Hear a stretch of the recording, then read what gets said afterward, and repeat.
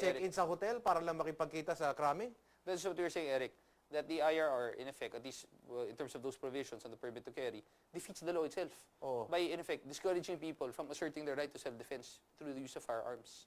And that's no, as we all know, no IRR should change or amend the law. And who am I going to blame? If a crime is committed, and a family member or a stranger is right in front of me and being killed, who will I blame? The criminal first? Or the PNP that did not respond and prevent the crime? Actually, Nawalan ako ng baril. Paano yan? Actually, Eric, that is what you're saying in the coalition in A2S5. Just give us the guns, we'll take care of ourselves. Whatever happens after, we'll take responsibility. But if you don't allow us to do that, then you're not being fair to us. Because if that situation arises, do you expect us to wait for you, the police, habang pinapatay yung kamag-anak namin, habang sinasaksak kami? Di ba pwede ang Chief PNP mag-delegate ng authority na ito? Pwede sa Chief FEO, ipa-delegate yung permit to carry. In fact, Eric, we raised that during one of our dialogues with the PNP in our coalition.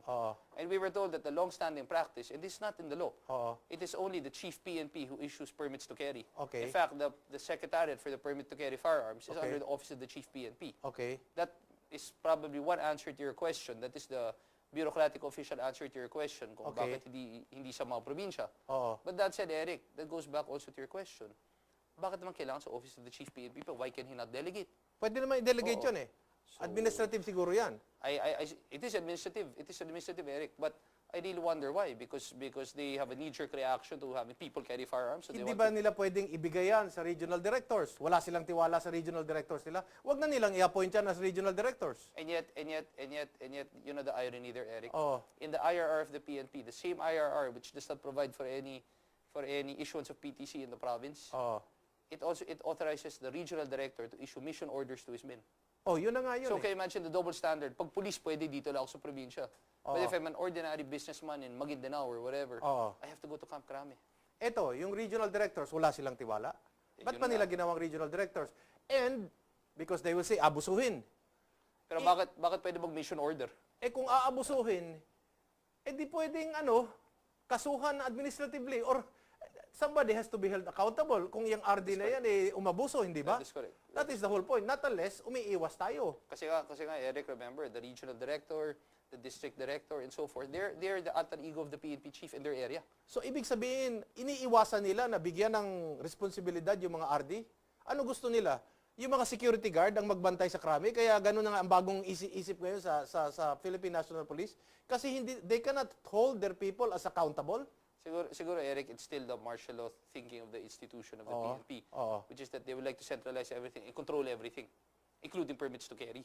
And so I think it's really necessary for the PNP to start outgrowing that kind of thinking. You know, I'm saddened because you're putting people who love this country, who love peace and order, they're law-abiding. And are willing to take responsibility for their lives. Yes. And you know, they're willing to take responsibility for their acts as mature individuals, no? Correct. For whatever it is. And then you're putting them in a situation where they either break the law or by protecting their family, or they follow the law and leave their family helpless. Correct. That's right. You see? That's right. That is really the essence of that law, or at least the way it's currently implemented. And this should not be the case for any law, especially one involving the right to life, the right to self-defense. May isang provision dito, Rod, no? Yung 50, yung limit to 50 rounds. 50 rounds lang yung ammunition. Correct. Anong masasabi niyo doon? Actually, that is another example, Eric, of the law being self-contradictory. Okay. Because the law recognizes, and we are glad for that, the right to self-defense. But as any gun owner will tell you, to be able to attain proficiency not just in terms of being able to hit your target, but not being a danger to yourself or to other people, you'll need a lot more than 50 rounds to gain proficiency. So, if you're going to limit a person to 50 rounds, you're creating a situation wherein on paper, he is fully competent and allowed, has all the qualifications to own a firearm, but you're not letting him practice because you're only letting him keep 50 rounds. Sadly, when it's time for him to pull out the gun, even in a lawful situation, he might shoot himself because he's not practicing. Etong 50 rounds na ito, para to sa small firearms. Yes, Pistol, that's right, no? That's right. Paano kung mahaba yung baril mo? Limited to 50 ka rin? Correct. Can you imagine, even if you're a lawful owner of a M16 or M4 battle rifle, the magazine which holds 30 rounds, can you imagine you only have 1.5 magazines? Exactly. Di ba? And you're in Maguindanao. Correct. Again. Okay? That's right. That's Or right. you're in Cotabato. That's right. Or you're in Zamboanga. That's right. Oh. That's Ano ginagawa ng mga pulis doon? Nagtatago sila. Correct. Pustahan tayo, hindi sila makalapit doon sa mga tao, alam nilang may mga baril doon at may mga private. Bakit hindi ang mga private armies ang tinututukan nila? Kasi tayo kaya nila eh. Kasi hindi nila kaya. That's right. That's right. Kasi hindi nila kaya. That's right. That's right. So, tayo ngayon, meron tayong kunyari M16, so we are only limited to 1 magazine and 20 rounds, more or less, 30 and 20. Oh, correct. Lumalabas ganun. Di ba? Ganon, ano? Oh, correct.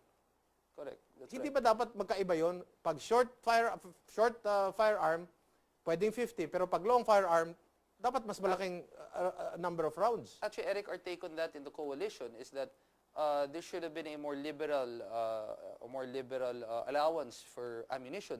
Correct. Because after all, if you also read the law, sport shooters, those who engage Yes. in the practical sports of shooting, Yes. are allowed to carry such number of ammunition as they need to gain proficiency. Yes. Why can that not be applied to any licensed owner of a gun? Correct. Because a sport shooter, a defensive shooter, anyone with a gun needs to attain proficiency.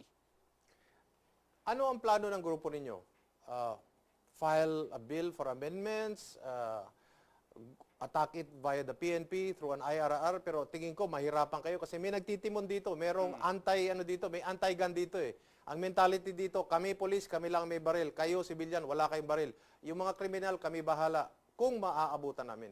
Well, we are trying to make representations now both with the legislature and the PNP, both in terms of the IRR and the statute itself. Who is our closest or strongest advocate in Congress and in the Senate?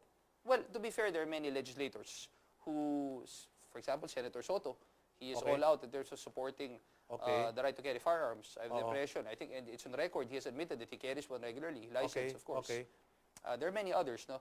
And we're hoping that we can make the necessary amendments through that process. However, Okay. we are open to going to the Supreme Court if we have to, because it is our right. I that we're think you talking have to about. do it as soon as possible because Oh, definitely. with the way things are going, tayo ang kawawa dito eh. Oh, definitely. Ang mga kriminal ang maglilipa na dito. Because one way or the other, Eric, we in the coalition, we are going to seek amendments whether through legislative, IRR, or even the Supreme Court because literally our lives depend on it. Correct. Right. You know. Okay, so wala na po tayong panahon. Sana'y naliwanagan po ang ating mga manonood. At bukas po ang ating programa para po sa Philippine National Police para patas po tayong maitanong sa kanila kung ano bang tumatakbo sa utak nila at bakit ganun ang IRR. At maraming mga Pilipino nagrereklamo sa Negros Oriental, sa Bacolod, sa Cebu, sa Iloilo, at sa ibang lugar. At pinapagastos to sila, pinapapunta pa sa Camp Crame. Bakit pinipersonal ninyo? Kaya, ito po si Eric Espina, palagi po nagsasabi sa inyo, magmasid, makialam, higit sa lahat ay manindigan. Dahil wala pong magmamahal sa Pilipino kung hindi ang Pilipino. Daghang salamat, maayong gabi kaninyong tanan.